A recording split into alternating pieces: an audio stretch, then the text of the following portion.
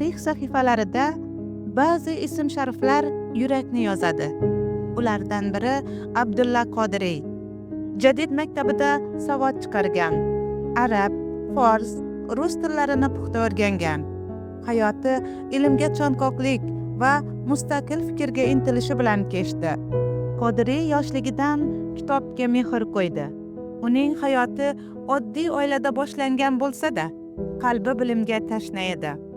Arab, fors va rus tillarini o'rganib, jahon adabiyotidan bahramand bo'ldi.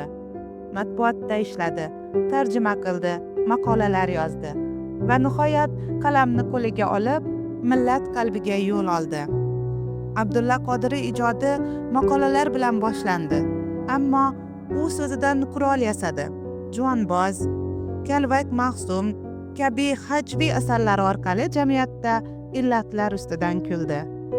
Abdulla Qodiriy o'zbek adabiyotida birinchi realistik roman muallifidir. Uning mashhur O'tgan kunlar asari 1925-yilda chop etilib, o'zbek xalqi tarixini, ijtimoiy hayotini chuqur yoritgan ilk roman sifatida tarixga kirdi.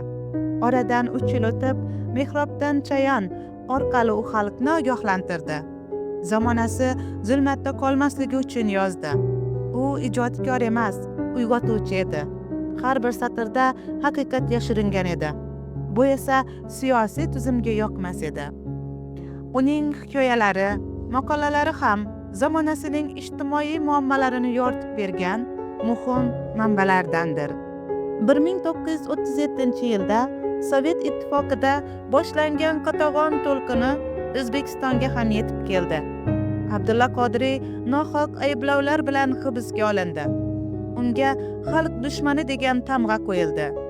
So'roq va qiynoqlarga duchor qilindi. 1938-yil 4-oktyabr kuni otuvga hukm qilinadi va hayotdan olib ketiladi. Uning ovozi to'xtatildi, ammo asarlari bugun ham xalq qalbida yashab kelmoqda. Bugun uning asarlari darsliklarda, kutubxonalarda, har bir ongli yurakda yashaydi. Qodiriy faqat yozuvchi emas, u xalqning uyg'onishida fidoyi bo'lgan qalb edi. Har bir satrda muhabbat, vatanga sadoqat, haqiqat bor. Uning merosi faqat tarix emas, bu yo'lboshchi, bu qalb nidosidir.